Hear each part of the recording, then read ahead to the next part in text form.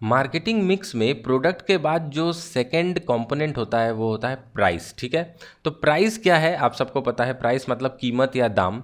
Price एक value है। किस चीज़ की वैल्यू? जो प्रोडक्ट या सर्विस हम लेते हैं सेलर से उसकी वैल्यू। और ये वैल्यू जो है बायर सेलर को प्रदान करता है। ओके, तो प्राइस क्या है? Price is the value which a buyer passes on to the seller in lieu of the product और सर्विस। यानी प्रोडक्ट और सर्विस के बदले बायर जो सेलर को देता है उसको प्राइस कहते हैं।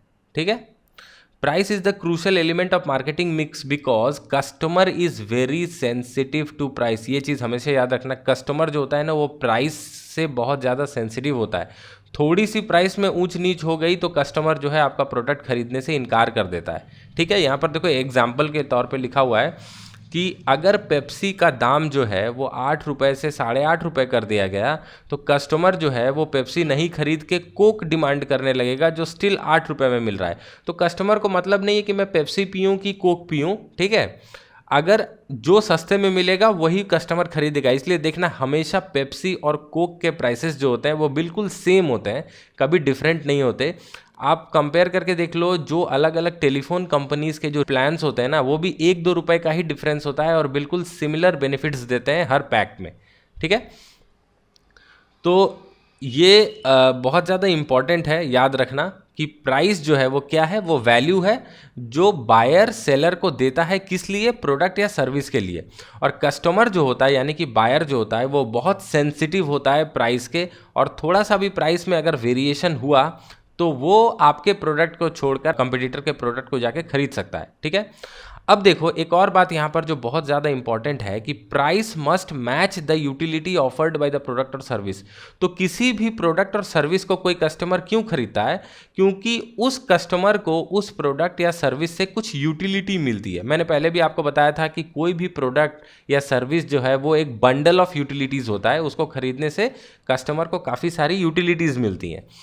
तो एक कस्टमर को उस प्रोडक्ट या सर्विस से जितनी यूटिलिटी मिल रही है प्राइस भी उतना ही होना चाहिए। ठीक है, मतलब प्राइस और यूटिलिटी में मैचिंग होना चाहिए। ऐसा नहीं कि यूटिलिटी थोड़ी सी मिल रही है और प्राइस रख दिया बहुत हाई। अब एक मिठाई मान लो, एक छोटा सा मिठाई है, ये नॉर्मली 5 रुपये में आपको मार्केट में मिलता है। तो आप जाके मिठाई खरीद लेते हो आराम से, 5 रुपये में मिठाई खरीद के आराम से खाते हो, अपनी टेस्ट बड्स को शांत करते हो। लेकिन यही मिठाई अगर 5 की जगह 50 रुपये में मिलना लगे तो फिर आप इसको खरीदना पसंद नहीं करोगे, क्योंकि ये 50 रुपये जो वैल्यू आप पे कर रहे हो इस मिठाई के लिए, ये इसकी यूटिलिटी से मैच नहीं हो रहा है। आपको लगेगा कि ये मिठाई से जितना यूटिलिटी मेरे को मिल रहा है उसके हिसाब से 50 रुपये बहुत ज़्यादा कीमत है। तो हमेशा प्रोडक्ट या किसी भी सर्विस की यूटिलिटी जो है वो प्राइस से मैच होनी चाहिए, वरना कस्टमर कभी आपका खरीदेगा ही नहीं। कस्टमर किस चीज़ के लिए तैयार रहता है? कस्टमर हमेशा तैयार रहता है एक ऐसा प्राइस पे करने के लिए जो कि इक्वल हो उन यूटिलिटीज़ के जो उस प्रोडक्ट से उसको मिल रहे हैं। यानी कि कस्टमर किसी भी प्रोडक्ट के लिए उतना ही प्राइस पे करने को तैयार होता है जितनी यूटिलिटीज़ उसको उस प्रोडक्ट को खरीदने से मिलेंगी। ठीक है, अब देखो प्राइस जो है वो नॉर्मली मॉनेटरी टर्म्स में एक्सप्रेस किया जाता है। यानी कि अभी तो बार्टर सिस्टम है नहीं। पहले के ज़माने में जब पैसे नहीं होते थे तो चीज़ों के बदले चीज़ों को एक्सचेंज किया जाता था। कोई गेहूं के बदले चावल एक्सचेंज कर लेता था, कोई फलों के बदले सब्जियां एक्सचेंज कर लेता था। ठीक है, लेकिन अभी तो पैसे आ गए हैं तो प्राइस भी जो है वो हमेशा मॉनेटरी टर्म्स में एक्सप्रेस होता है। ठीक है, अब देखो प्राइस का बहुत सारा अलग अलग नाम हो सकता है। कैसा नाम?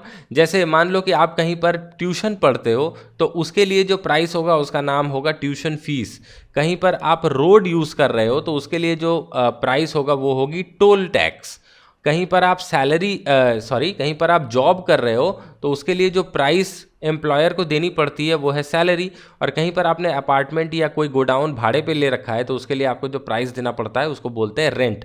तो rent, fees, toll tax, salary, ठीक है, वेजेस, ये सारे प्राइसेस ही हैं पर इसके नाम अलग अलग हैं। ठीक है, अब देखो यहाँ पर एक और इम्पॉर्टेंट यहाँ पर वर्ड है, वो है प्राइस मिक्स। प्राइस मिक्स क्या है? जैसे प्रोडक्ट मिक्स था वैसे प्राइस मिक्स भी है।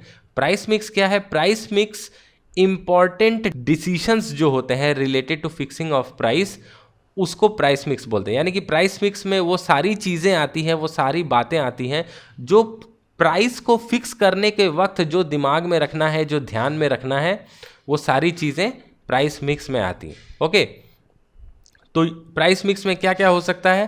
प्राइसेस ऑफ कंपटीटर्स, हमको अपने कंपटीटर्स के प्राइस को देखना है। अब पेप्सी कितना भी कोशिश कर ले, अगर उसका कंपटीटर कोक 1 लीटर 50 रुपये में बेचता है, ठीक है, 1 लीटर को अगर वो ₹50 में बेचता है, तो पेप्सी अपना प्राइस 50 रुपीज़ से ज़्यादा नहीं रख सकती, 1 रुपये भी ज़्यादा नहीं रख सकती, वरना उसका बिकेगा ही नहीं। तो उससे उसको कम रखना है, ठीक है। फिर डिसीशंस रिलेटिंग टू डिमांड, अगर किसी प्रोडक्ट का डिमांड बहुत ज़्यादा है तो आप थोड़ा ऊंचा प्राइस रख सकते हैं, अगर डिमांड बिल्कुल भी नहीं है तो प्राइस आपको डाउन ही रखना पड़ेगा, वरना वो बिकेगा नहीं।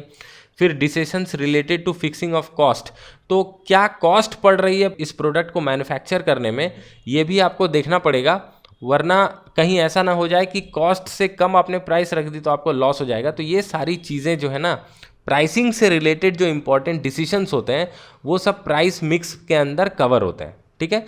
तो देख लो, एक बात तो यहाँ पर आपको समझ लेनी चाहिए कि किसी भी प्रोडक्ट का प्राइस को डिसाइड करना कि कितना दाम उसका रखेंगे, ये बहुत ही कठिन job, it is not an easy job. किसी को लगता होगा कि अरे क्या बात है, बहुत ही आसान है, कितना कॉस्ट आया, प्राइस ऑफ कंपटीटर्स, ये सब 2-4 बातें को स्टडी करके दाम रख दो, लेकिन इतना इजी नहीं है। बहुत सारी फैक्टर्स को दिमाग में रखना पड़ता है, और वो फैक्टर्स क्या हैं इसको हम अगली वीडियो में देखेंगे। ओके।